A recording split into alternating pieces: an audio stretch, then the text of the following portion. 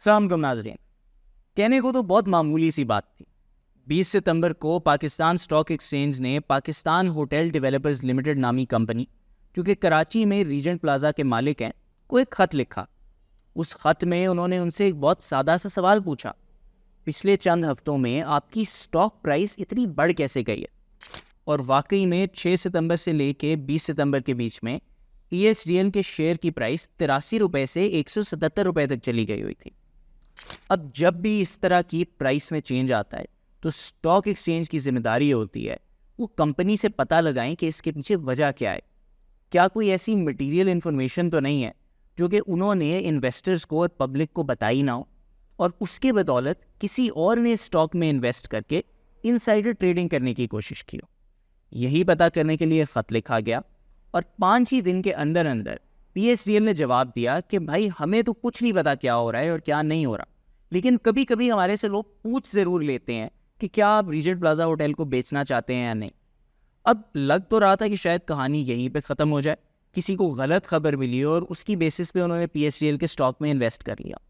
लेकिन इस जवाब देने के अगले दिन ही PHDL ने अनाउंस किया कि उनको SIUT, जो कि Sindh Institute of Urology and Transplantation है, उसने ऑफर मारी है या कम से कम इंटरेस्ट जाहिर किया है कि वो रीजेंट प्लाजा होटल को ख़रीदना चाहते। और इसके बाद डैम टूट गया और स्टॉक की प्राइस बढ़ती से बढ़ती चली गई। अब बात यह है कि इतना लेट ये रेवलेशन हुआ क्यों? क्या ये एक कोइंसिडेंस है? और उसके अलावा अगर ये इनसाइडर ट्रेडिंग की एक मिसाल है, तो इसके बारे में स्टॉक एक्सचेंज, SECP और बाकी रेगुलेटर्स कुछ कर सकते हैं कि नहीं? हमारे साथ प्रॉफिट पॉडकास्ट में आज मौजूद हैं जैन नईम, जो कि प्रॉफिट के सेक्टर एनालिस्ट हैं, और उनसे हम पूछेंगे कि इस सारी कहानी के पीछे क्या है। तो जैन, अगर आप हमें स्टार्ट ऑफ करें, PHDL के बारे में थोड़ा सा बताएं और ये बताएं कि स्टॉक प्राइसेस को 6 सितंबर से 20 सितंबर के बीच में क्या हो रहा था। जी शुक्रिया अब्दुल्ला। पाकिस्तान होटल डेवलपर्स है, उनके पास जो मेन एसेट है वो है रीजेंट प्लाजा होटल, जो लोकेटेड है शाहराह फैसल पे। वो उसको रन करते हैं, उसको ऑपरेट करते हैं, जो भी रेवेन्यू आता है वो वहां से उसका कॉन्स्टिट्यूट करता है। जो मेन चीज इस स्टोरी की थी वो ये थी कि 6 सितंबर से 20 सितंबर तक उस कंपनी के शेयर प्राइस में 83 रुपीज से 177 रुपीज, जो कि तकरीबन डबल हो गई शेयर प्राइस इस डेट में।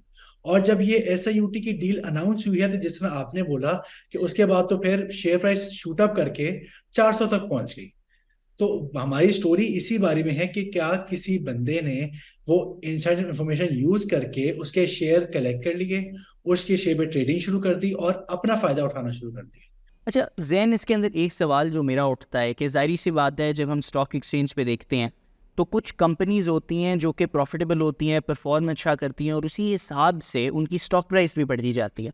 तो PHDL की अगर हम मिसाल लें, ये एक ऐसी कंपनी है, गालिबन आपने अपनी स्टोरी में भी लिखा है कि इसका एक ही बड़ा एसेट है जो कि एक प्रॉपर्टी है, और उसकी वैल्यू जाहिर सी बात है हर साल बढ़ती जाती है, और जैसे जैसे प्रॉपर्टी की वैल्यू बढ़ती है एसेट्स की भी उनकी वैल्यू बढ़ जाती है, मगर इनकी प्रॉफिटेबिलिटी कभी इतनी हाई नहीं रही। तो थोड़ा सा इस पे बताएं कि PHDL एज अ कंपनी, इसकी शेयर प्राइस कितनी हिस्टोरिकली रही है और ये अंडर परफॉर्म करती रही है या एवरेज रही है? काफी अरसे से इसकी शेयर प्राइस 20 रुपए से लेके 80 रुपए के बीच में ट्रेड कर रही थी। कोविड भी हिट हुआ तो होटल इंडस्ट्री और टूरिज्म इंडस्ट्री को ज्यादा हिट हुई, तो इसको बहुत बड़ा इम्पैक्ट उससे हुआ। फिर इसकी 2020 में आग भी लगी थी यहाँ होटल में, तो प्रॉफिटेबिलिटी उसकी वजह से काफी अंडरस्टेटेड थी। इनको लॉसेस भी हुए जिन दिनों आग लगी थी, और उसके बाद अब आहिस्ता आहिस्ता प्रॉफिट में आ रहे थे। लेकिन जो जितना भी हुआ, इसकी शेयर प्राइस 20 रुपए से 80 रुपए के बीच में ट्रेड करती रही है, और उसकी वैल्यू भी वो ये समझते हैं कि इसके बीच में ही होनी चाहिए। इन्वेस्टर्स के हिसाब से इसकी वैल्यूएशन बनती है। इनकम वो आई है because of increase in property. इनके एसेट्स की वैल्यू बढ़ गई, इनके होटल की वैल्यू बढ़ गई। तो पिछले काफी अरसे से वो इसको अपनी इनकम दिखा के उससे अपने एसेट्स को बढ़ा रहे थे साथ साथ। ठीक है, तो ये इसेंशियली इन्होंने वही वाला काम किया ना कि बैलेंस शीट पे क्योंकि प्रॉपर्टी की वैल्यू बढ़ रही है तो वो तो बढ़े जा रही है, मगर प्रॉफिट मेरे ख्याल से 2021 में इनफैक्ट उन्होंने कुछ 3-4 करोड़ का लॉस भी किया था। उसके बाद 2022-23 के साल में इनका प्रॉफिट भी हुआ कुछ करोड़ का, लेकिन वही अरबों की प्रॉपर्टी पे ये प्रॉपर्टी और प्रॉफिट हुआ छोटा सा, और उसके बाद लॉस भी कंसिस्टेंटली होता रहा है। तो एक इस तरह की कंपनी में जिसमें कोई ऐसी अनाउंसमेंट नहीं हुई कि कोई कम कुछ सेल हो रहा है या कुछ चेंज हो रहा है, उसकी स्टॉक प्राइस क्यों इस तरह से बढ़ेगी 6 सितंबर से 20 सितंबर के बीच में, कि वो 83 रुपये से 177 पे चली जाए? यही बात है, जो कंपनी प्रॉफिट भी नहीं कमा रही, जिसके प्रोस्पेक्ट्स भी इतने अच्छे नहीं है, वो उसी एसेट पे बैठी हुई है, उसी एसेट से कमा रही है, एक्सपैंड भी नहीं कर रही, अपने रेवेन्यू स्ट्रीम्स ही नहीं बढ़ा रही, तो शेयर प्राइस बढ़ना एक क्वेश्चनेबल चीज बन जाती है। फिर हम जब ये देखते हैं कि इतना ज्यादा इंक्रीज आना, जो कि डबल हो जाना शेयर प्राइस का इन अ स्मॉल पीरियड टाइम, ये एक और सस्पिशियस एक्टिविटी बन जाती है। और फिर उसके बाद तो ये 5 गुना हो गई है, जो आज 500 रुपये भी क्रॉस कर गई है। तो ये क्वेश्चनेबल हो जाता है कि क्या ऐसी बात है कि शेयर प्राइस इंक्रीज करी है, जबकि कंपनी के फंडामेंटल्स और कंपनी के बेसिक्स वहीं के वहीं खड़े हैं। अच्छा, तो जैन आप मुझे थोड़ा सा समझाएं कि अब चूंकि ये अनाउंस भी हो गया हुआ है और इनफैक्ट आगे भी उससे बढ़ गया हुआ है कि रीजेंट प्लाजा होटल को SIUT गालिबन ख़रीद रहा है, तो उससे स्टॉक प्राइस बढ़नी ही थी। अब थोड़ा सा जैसे हमने शुरू में जिक्र किया कि एक चीज़ होती है इनसाइडर ट्रेडिंग, जिसके अंदर आपके पास जो लोग किसी डील के करीब हो, उनके पास कुछ ऐसी इन्फॉर्मेशन हो जो बाकी पब्लिक के पास ना हो, तो वो बिफोर हैंड इन्वेस्ट करके उसमें से प्रॉफिट्स बना लेते हैं। तो अब मैं थोड़ा सा अगर जनरली इनसाइडर ट्रेडिंग की डेफिनेशन और उसको समझा दें तो फिर हम आगे मूव कर सकेंगे। इनसाइडर ट्रेडिंग बेसिक्स तो यही है कि किसी इंसान को, किसी बंदे को जो कंपनी के साथ एसोसिएटेड है, उसको पहले से ही पता होता है कि ये चीज अनाउंसमेंट होने वाली है, ये डील होने वाली है। बेस्ड ऑन दैट वो उस शेयर को पहले से खरीद लेगा कि जब मार्केट में फाइनली वो चीज अनाउंस होगी और शेयर प्राइस इंक्रीज करेगी, लोगों का इंटरेस्ट आएगा, प्राइस बढ़ेगी, तो वो इंक्रीज प्राइस पे बेच देगा प्रोडक्ट। ये इसीलिए इलीगल भी है, इसीलिए ये फ्राउंड अपॉन भी है इन इंडस्ट्री, क्योंकि एक अनफेयर एडवांटेज एक बंदे को मिलता है जिसके पास वो इन्फॉर्मेशन है। हम हर जगह यही लिखा होता है कि अगर किसी के पास इनसाइड इन्फॉर्मेशन है, उसको या तो डिस्क्लोज किया जाए एज सून एज पॉसिबल। अगर वो डिस्क्लोज डिस्क्लोज करेगा तो बाकी सबको इन्फॉर्मेशन पता होगी, वो मार्केट में स्प्रेड हो जाएगी और सारे उस पर एक्शन ले सकते हैं। ठीक है, मेरे ख्याल से बड़ा इंपॉर्टेंट आपने वर्ड यहाँ पे यूज़ किया है, डिस्क्लोज का। और इस सेंस में पूछना चाहूँगा कि दरअसल इनसाइडर जो है, जो मेरी समझ में आती है, आप मुझे करेक्ट कर सकते हैं, कोई भी हो सकता है। वो कोई जो बायर है या जो सेलर है उसका कोई बोर्ड का मेंबर हो सकता है सिंपली कोई ऐसा आदमी हो जिसने एक बोर्ड मीटिंग के दौरान आके चाय सर्व की हो और ये ओवरहियर कर लिया हो कि ये कंपनी ये अपना एसेट बेच रही है और उसकी वजह से स्टॉक प्राइस एकदम से बढ़नी है। ये तक हो सकता है कि कोई कंसल्टेंट हो जो कि काम कर रहा हो इसके ऊपर, इस तरह की डील पे उनके साथ, और वो रात में सोते वक्त बोलता हो और उसको बोलते हुए उसके भाई ने सुन लिया और उसके भाई ने इन्वेस्ट कर दिया हो। कहीं से भी इंफॉर्मेशन इस तरह की इन अ वे लीक हो सकती है और मैनिपुलेट की जा सकती है प्राइस को प्रॉफिट बनाने के लिए। इसलिए गालिबन स्टॉक एक्सचेंज कहता है कि जल्द अज जल्द आप मटेरियल इन्फॉर्मेशन जो कि प्राइस सेंसिटिव इन्फॉर्मेशन होती है, जिससे प्राइस पे फर्क पड़ सकता है, उसको डिस्क्लोज करें। तो थोड़ा सा अगर हमें आप बताएं स्टॉक एक्सचेंज के रेगुलेशंस क्या होते हैं इसके बारे में, और इस केस में यानी कि स्मेल टेस्ट जो है वो कैसे, नहीं क्या PSGL पास कर रहा है, क्या उन्होंने पूरे किए हैं, क्या चेक करा है?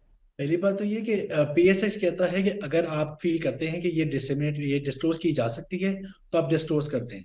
SECP के रेगुलेशन है कि अगर आपको लगता है कि इससे आपकी डील को खतरा हो सकता है, या वो एक उसमें डील डील शायद सॉल्व ना करे, तो आप रेगुलेटर के डिस्क्लोज कर सकते हैं ऑन द साइड। जो बात हिडन रहेगी, बात सीक्रेट में रहेगी। यहाँ पे ना रेगुलेटर को डिस्क्लोज कुछ किया गया, क्योंकि समझ तो यही आती है कि अंदर खाने कोई ना कोई जरूर बातचीत चल रही होगी before the actual formal deals is announced. एक इनफॉर्मल टॉक्स होती हैं, एक इंटरेस्ट किया जाता है, तो वो चीज डिस्क्लोज की जा सकती थी कि SIUT के साथ इनफॉर्मल टॉक्स चल रही हैं। तो ये अपने आप को एक तरह बरी जमान कर सकते थे, अपने आप को एक discharge responsibility like that.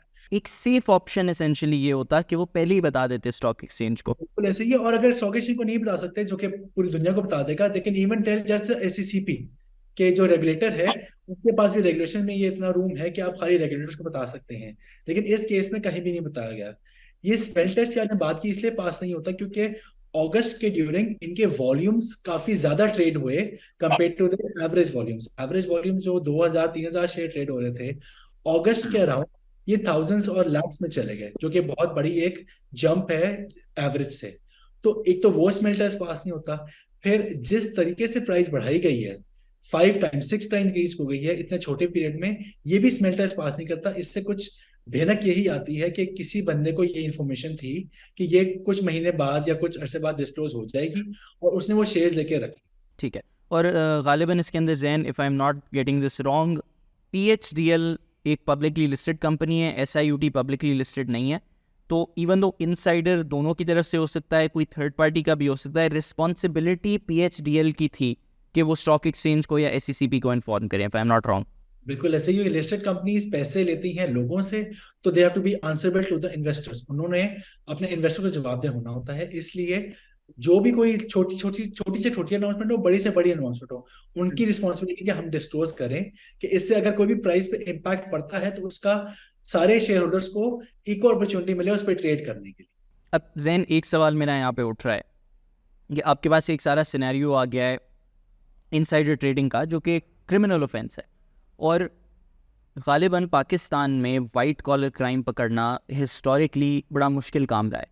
In fact आपकी स्टोरी में भी मेंशन है मेरे ख्याल से एक बहुत इंटरेस्टिंग पॉइंट कि एक ज़माना था जब SECP इनसाइडर ट्रेडिंग को इन्वेस्टिगेट भी किया करता था और उसकी प्रेस रिलीजेस भी जारी करता था बड़े इंथुजियास्टिकली कि हमने इस बंदे को पकड़ा है और उसको पकड़ा है। In fact I think the problem is कि आखिरी दफ़ा ये 2017 में हुआ था। गालिबन कोई एक दो बैंक्स के काफ़ी सीनियर ऑफिशियल्स थे, इनफैक्ट एक बड़े बैंक के इन्वेस्टमेंट आर्म के जो ग्रुप हेड थे वो पकड़े गए थे इनसाइडर ट्रेडिंग करते हुए, और उस पर SECP ने एक्शन भी लिया था।